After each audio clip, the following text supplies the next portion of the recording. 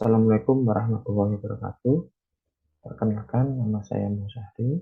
Saya dari dosen program studi di 4 Keselamatan dan Sehat Kerja, Fakultas Kesehatan, Universitas Nahdlatul Ulama Surabaya. Pada kesempatan kali ini, saya akan membuat pernyataan diri dan unjuk kerja Tridharma Perguruan Tinggi atau PDD UKT pada bidang pengajaran.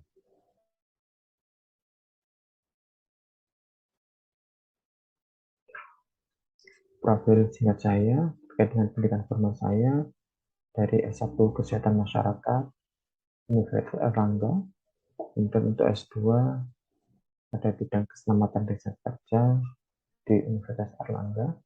Awal karir saya menjadi seorang dosen dimulai tahun 2018. Saat ini home base saya ada di Prodi D4 Keselamatan Kesehatan Kerja Universitas Nahdlatul Ulama Surabaya. Adapun mata kuliah yang saya ampu selama menjadi dosen dan saat ini sesuai bidang keilmuan saya, mata kuliah intinya adalah haji industri, kemudian ada pengukuran faktor kimia lingkungan kerja, ada pengukuran faktor fisik lingkungan kerja, ada kesehatan kerja, psikologi industri, K3 transportasi, ada perencanaan proteksi kebakaran, ergonomi dan faal kerja, hygiene dan sanitasi, K3 listrik, teknik pengendalian lingkungan kerja, dan juga peraturan dan perundangan keselamatan dan kesehatan kerja. Pada kesempatan kali ini, saya akan mengambil satu mata kuliah yang saya ampu, yaitu terkait dengan pengukuran faktor kimia lingkungan kerja. Untuk outline dari ini yaitu yang pertama ada deskripsi mata kuliah, ada capaian pembelajaran program studi, capaian pembelajaran mata kuliah, materi pembelajaran, metode pembelajaran, sistem assessment atau penilaian, dan juga nanti ada proses pembelajaran atau interaksi antara dosen dan mahasiswa. Untuk deskripsi mata kuliah, pengukuran faktor kimia lingkungan kerja ini merupakan salah satu mata kuliah lanjutan dari mata kuliah haji perusahaan. Mata kuliah ini dalam praktiknya mahasiswa akan diberikan pemahaman tentang metode yang digunakan untuk melakukan pengukuran faktor kimia di udara maupun di air yang ada di lingkungan kerja. Selain itu, mahasiswa akan diberikan praktek dalam pengambilan sampel, analisa, dan perhitungan kadar atau konsentrasi faktor kimia yang ada di lingkungan kerja. Setelah itu, mahasiswa juga akan diminta untuk membuat laporan dan juga mengevaluasi dari hasil kegiatan tersebut. Untuk capaian pembelajaran program studi, yang pertama adalah mampu menerapkan prinsip ilmu haji industri di lingkungan kerja. Yang kedua, mampu mengembangkan dan implementasikan iptek secara logis, kritis, inovatif, dan di dalam bidang haji industri. Yang ketiga adalah berkontribusi dalam peningkatan mutu kehidupan masyarakat industri melalui penerapan etik-etik keselamatan kesehatan kerja. Sedangkan untuk capaian pembelajaran mata kuliah, setelah selesai mata kuliah ini, diharapkan mahasiswa ini mampu dan menguasai berbagai macam metode yang digunakan dalam melakukan pengukuran faktor kimia di lingkungan kerja. Faktor kimia di lingkungan kerja diantaranya adalah debu, gas, logam, dan uap.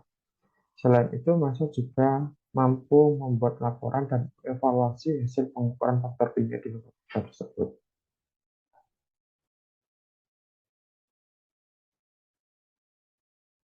Selanjutnya, untuk materi pembelajaran dalam mata kuliah ini, yang pertama adalah pengenalan metode pengukuran faktor kimia di udara lingkungan kerja. Di sini nanti akan membahas terkait dengan metode-metode baku apa saja yang bisa digunakan atau yang biasa digunakan untuk melakukan pengukuran faktor kimia, baik itu debu, gas, maupun uap yang ada di lingkungan kerja. Yang kedua adalah konsep dasar nilai ambang batas. Nah, di sini akan menjelaskan terkait dengan konsep dasar NAB yang menjadi referensi atau untuk mengevaluasi faktor bahaya kimia yang ada di lingkungan kerja. Yang ketiga adalah pengenalan peralatan laboratorium dan fungsinya. Di sini mahasiswa akan dilakukan pengenalan terkait dengan peralatan-peralatan laboratorium yang akan digunakan untuk melakukan pengukuran faktor kimia di lingkungan kerja. Yang keempat adalah teknik sampling udara secara indirect reading. Di sini nanti mahasiswa akan belajar tentang sampling atau pengambil contoh uji udara secara indirect reading dengan menggunakan serangkaian alat, kemudian dianalisa di dalam laboratorium. Yang kelima adalah teknik analisa dan penghitungan kadar sampel. Di sini nanti mahasiswa akan diajari tentang bagaimana ketika sudah mendapatkan sampel atau contoh uji dari lingkungan kerja, kemudian dianalisa di laboratorium dan juga dilakukan perhitungan kadar polutan yang ada di dalam sampel tersebut. Yang keenam adalah sistem manajemen laboratorium. Di sini nanti mahasiswa akan belajar tentang bagaimana mengelola sebuah laboratorium sesuai dengan standar untuk laboratorium atau sesuai dengan ISO 17025.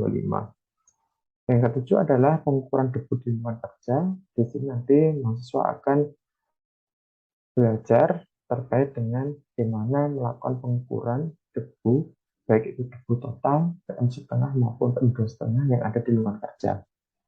Kemudian yang kedelapan, ini terkait dengan pengenalan metode pengukuran logam di udara ruangan kerja. Yang kesembilan adalah pengenalan jenis dan sifat gas dan uap. Yang ke-10, teknik sampling udara secara direct reading. Di sini nanti mahasiswa akan diajari bagaimana memilih alat yang sesuai dengan tujuan pengukuran secara direct reading. Yang ke-11 adalah pengenalan faktor kimia air untuk keperluan higiene dan sanitasi. Yang ke-12 adalah metode dan peralatan yang digunakan dalam pengukuran kimia air untuk keperluan higiene dan sanitasi. Yang ke-13 adalah teknik sampling kimia air untuk keperluan higiene dan sanitasi. Kemudian yang ke-14 yaitu teknik evaluasi hasil pengujian kimia air untuk keperluan higiene dan sanitasi. Untuk metode pembelajaran sendiri, ada 3 jenis metode yang biasa saya gunakan. Yang pertama adalah synchronous learning, di mana pembelajaran dilakukan secara real time oleh dosen dan mahasiswa sehingga ada interaksi antara dosen dan mahasiswa. Biasanya ini menggunakan Zoom, kemudian Google Meet. Kemudian yang kedua adalah asynchronous learning. Di sini mahasiswa akan memanfaatkan learning management system yang ada di internal perguruan tinggi, berupa Exologan ataupun melalui Google Classroom, di mana materi-materi tersebut sudah disiapkan oleh dosen, sehingga mahasiswa dapat mengakses secara fleksibel dimanapun dan kapanpun. Yang ketiga adalah metode luring. Ini aktivitas belajar mengajar yang sampai tidak terhubung dengan jaringan komputer dan internet. Ini biasanya ketika mahasiswa melakukan praktikum di laboratorium. Kemudian metode pembelajaran yang biasa saya gunakan yang pertama adalah Exologan, yang merupakan metode learning system yang dikembangkan oleh perguruan tinggi atau Universitas Nahdlatul Ulama Surabaya. Yang kedua adalah Google Classroom, kemudian ada Zoom, dan Google Meet. Untuk sistem penilaian mata kuliah ini, yang pertama adalah UAS, sebanyak 30%, kemudian ada UTS 30%, kemudian laporan praktikum 30%, keaktifan 10%. Sehingga dari kombinasi 4 unsur penilaian ini akan menjadi dasar untuk menentukan nilai akhir. Kemudian untuk proses assessment, yang pertama adalah bentuk essay. Ini biasanya saya lakukan secara langsung ataupun melalui Google Classroom. Kemudian yang kedua adalah mempraktikkan artikel, di mana mahasiswa atau untuk memastikan mahasiswa bisa melakukan atau mengoperasikan alat secara langsung. Kemudian yang ketiga adalah secara lisan. Ini biasanya saya lakukan face to face antara dosen dan mahasiswa untuk menggali pengetahuan mahasiswa terkait mata kuliah ini dan praktikum yang selama ini mereka sudah lakukan. Berikut video pembelajaran pada mata kuliah pengukuran faktor kimia di lingkungan kerja. Oke, kita mulai. Assalamualaikum warahmatullahi wabarakatuh. Waalaikumsalam warahmatullahi wabarakatuh.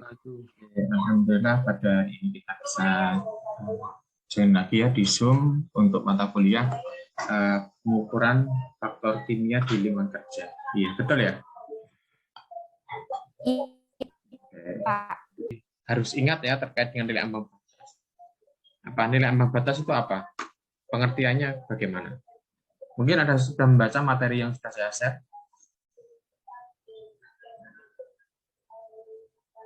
Apa nilai ambang batas? Izin menjawab, Pak. Ya, silakan Mbak Rizka. Nilai ambang batas itu kadar di mana tenaga kerja itu sanggup untuk menghadapi dan tidak menunjukkan penyakit atau kelainan dalam waktu kerja seperti 8 jam per hari atau sekitar 40 jam dalam seminggu. Oke, kita bahas. Setelah selesai kita diskusikan. Kemudian, nah ini kalau kita lihat nilai ambang batas itu sudah ada 3 ya yang bisa kita gunakan. Ada TLV, TWA, time weighted average. TLV itu threshold limit value ya. Time weighted average ini kalau di bahasa ini saja kan nilai ambang batas. Jadi TLV, TWA atau NAV. Kemudian ada TLV style ya. Short term exposure limit, paparan singkat diperkenankan. Atau kalau adik-adik baca di Permenaker itu ada PSD. Jadi coba adik-adik lihat di Permenaker bagian faktor bahaya kimia itu nanti di kolomnya itu ada NAB, ada PSD dan ada KTD. Ya, TLC atau threshold limit value ceiling. Ya, ceiling itu kadar tertinggi tidak diperkenankan ya. Jadi artinya bahwa ini pengertiannya dulu ya. Jadi kalau TLV atau NAB ini tadi sudah disampaikan oleh Mbak Rizka tadi ya. Ini patokannya ini 8 jam per hari atau 40 jam per minggu ya. Kemudian untuk NAB sendiri ya atau TLV itu dinyatakan dengan ada yang satuan ppm. ppm itu biasanya untuk kan biasanya ya pasti digunakan untuk jenis fume, kemudian mix, gas, gitu ya, itu pakai ppm. Kemudian untuk debu itu biasanya menggunakan miligram per meter kubik.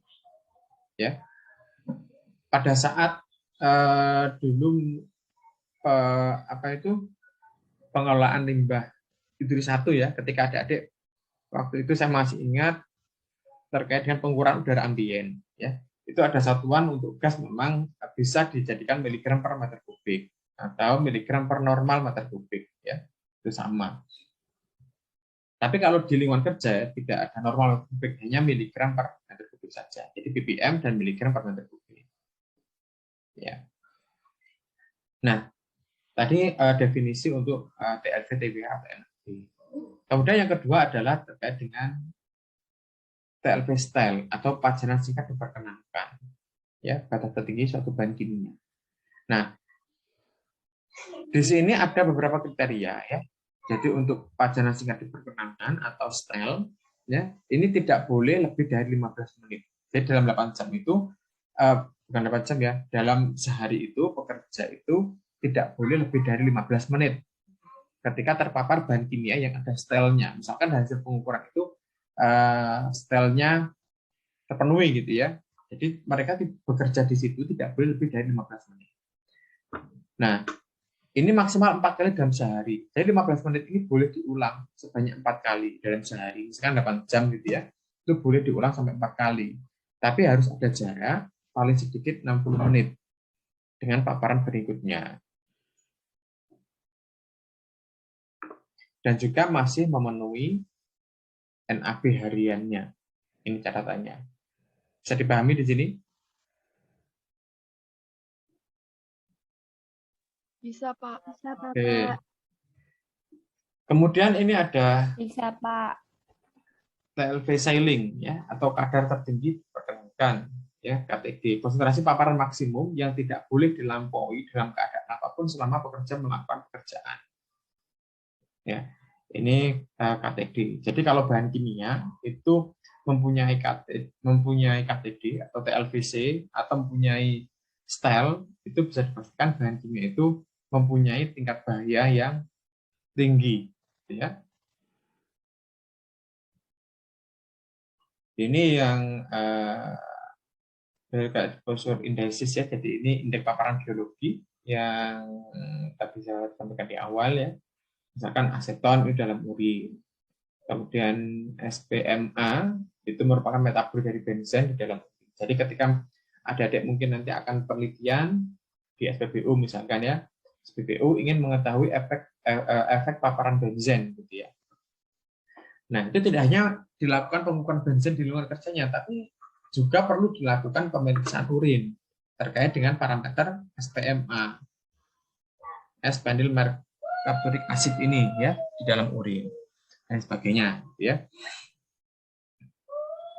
Nah, ini contoh perhitungan untuk NAB ya, 8 jam. Kalau TWA itu berarti time wake average, berarti rata-rata dalam 8 jam per hari ya. Ini misalkan, ini contoh ya, ketika misalkan kita melakukan pengukuran gitu ya, melakukan pengukuran, kan tadi disampaikan bahwa NAB itu merupakan kadar rata-rata ya. Jadi ketika kita melakukan, misalkan ini work period ini pengukuran ya, pengukuran dilaksanakan pada jam 8 sampai 10.30, ditemukan nilai 0,32, samplingnya berarti 2,5 jam ya, dan sebagainya. Misalkan paparan 0, tidak ada paparan pada saat istirahat. Misalkan ini dalam satu hari ada 4 kali istirahat, gitu ya. 4 kali istirahat. Nah, ini pada jam-jam tertentu, dia harus memang keluar dari area ini. Ini diterapkan misalkan di ini ya, di pabrik yang saya tahu itu di JAI, SAI ya, itu dalam sehari itu mereka istirahatnya 4 kali. 4 kali, tapi setiap kali istirahat 15 menit. Sehingga kalau di total ya 1 jam sama aja ya. Aja. Tapi dia teknisnya pakai seperti itu. Jadi 15 menit istirahat, itu benar-benar istirahat. Jadi semua peralatan mati. Orangnya harus keluar dari area itu. Nah, itu dari itu misalkan paparannya 0, karena dia tidak berada di tempat itu. Ini pada jam-jam istirahat ini ya. Kemudian bagaimana kita menghitung nilai ambang batas ini? Gitu ya. Jadi ini 8 hour TWA-nya 0,32, ini dari miligramnya ini ya, dikalikan dengan 2,5 waktu sampling itu. Kemudian ini 0,7, waktu samplingnya berapa dibagi dengan 8 jam.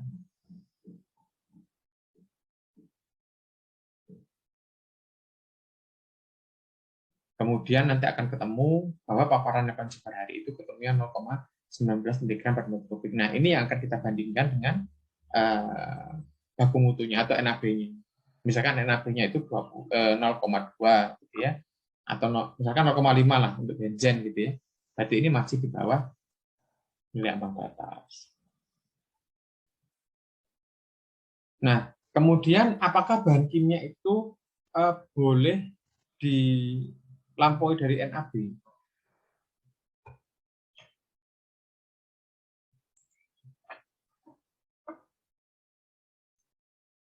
Jawabannya apa? Boleh. Boleh. Dengan catatan berapa kali, Mbak? Ini tidak lebih dari 30 menit per hari dan tidak dilampaui 5 kali TLV atau TWA. Ya. Ini ada catatannya lagi. Ya, jika level ini terjadi menandakan bahwa dalam suatu proses tidak ada pengendalian. Ya, jadi NAB itu boleh dilampaui dengan syarat bahwa bahan kimia itu tidak mempunyai nilai TLV STEL atau sailing. Jadi bahan kimia itu hanya mempunyai nilai ambang batas saja. Kan tadi ada 3 ya, ada nilai ambang batas, ada PSD dan ada KTB. Nah, faktor ekskursi itu berlaku hanya untuk bahan kimia yang mempunyai NAB saja. Dan itu boleh dilakukan, masih ingat. Kemudian bagaimana jika pekerja itu bekerja lebih dari 8 jam? Nah, itu bisa menggunakan ini.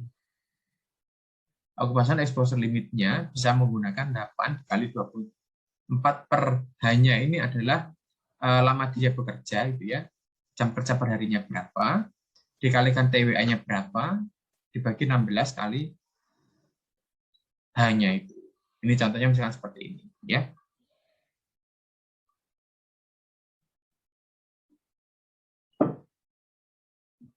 Contoh misalkan paparan toluen dan bekerja selama 12 jam. Ini pekerja terpapar toluen gitu maksudnya ya. Dan pekerja itu bekerja selama 12 jam. Nah, sedangkan NAB itu dibuat untuk berapa jam? 8 jam. Nah, kalau misalkan pekerja itu terpapar 12 jam, kalau kita pakai misalkan NAB-nya 50. Kira-kira bagaimana? Berlaku apa tidak? Tidak. Tidak.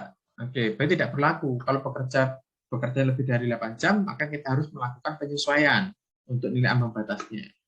Ini ya, menggunakan ini 8 kali 24 kurangi dengan 12 jam mereka bekerja ini, dikalikan dengan 50 ppm-nya berapa, dibagi dengan 16 kali 12. Sehingga NAB-nya berubah menjadi 25 ppm. Jadi kesimpulannya di sini bahwa untuk NAB toluen, ya, jika pekerja bekerja selama 12 jam, maka NAB-nya berubah menjadi 25 ppm, tidak 50 ppm lagi. Itu ya. Nah, kemudian kegunaan nilai ambang batas ini juga sangat hati-hati sekali, gitu ya. Ketika kita menggunakan bahan kimia NAB untuk proses evaluasi, itu tidak boleh menarik kesimpulan seperti ini. Nilai ambang batas di unit A kurang dari NAB sehingga aman, gitu ya. Unit A aman karena dari pengukuran hasilnya kurang dari NAB. Unit A berbahaya karena hasil pengukuran lebih dari nilai ambang batas. Itu tidak boleh. Jadi NAB itu tidak bisa digunakan untuk menjustifikasi lokasi tempat kerja itu atau tempat kerja itu aman atau tidak. Jadi tidak itu kegunaan NAB. Jadi NAB itu gunanya adalah untuk perbandingan saja, untuk membandingkan.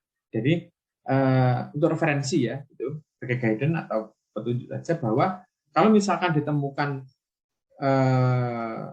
bahan kimia di udara tempat kerja itu sudah mau melebihi NAB, itu warning bagi kita, gitu ya. Kemudian sebagai pedoman untuk merancang proses produksi, yang tadi saya sampaikan bahwa ketika misalkan kita mau mengendalikan, ya kita harus punya referensi dulu. Dikatakan efektif apa tidak, itu kita harus punya patokan. Ya. Dengan NAB itu bisa digunakan. Ya. Oh ternyata dari sebelum dilakukan pengendalian, NAB-nya masih, hasil pengukurannya masih tinggi, kemudian dikendalikan. Hasil pengukuran rendah, oh berarti hasil pengendaliannya itu sudah sesuai, cocok gitu ya dengan target yang akan dikendalikan itu. Kemudian membantu menentukan diagnosa gangguan kesehatan. Nah ini tadi yang saya sampaikan di awal bahwa NAB itu membantu untuk menegakkan diagnosa.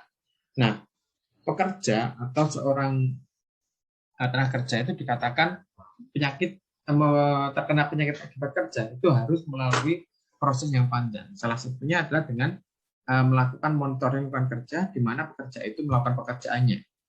Ketika hasilnya itu sudah melebihi NAB, kemudian dari hasil pemeriksaan kesehatannya terkonfirmasi bahwa penyakit si A ini sesuai dengan apa yang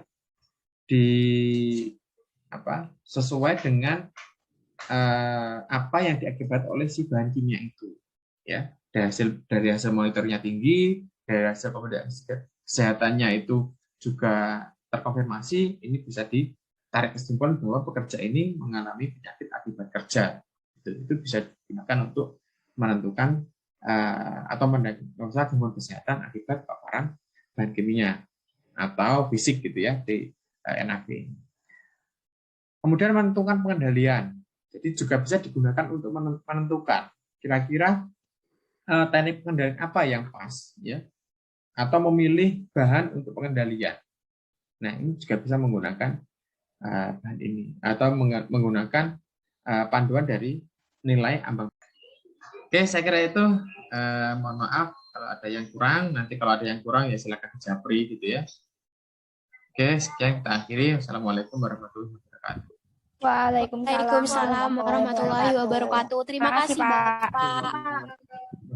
Demikian PDD UKT saya dalam bidang pengajaran pada mata kuliah pengukuran faktor kimia lingkungan kerja. Semoga bermanfaat. Terima kasih. Assalamualaikum warahmatullahi wabarakatuh.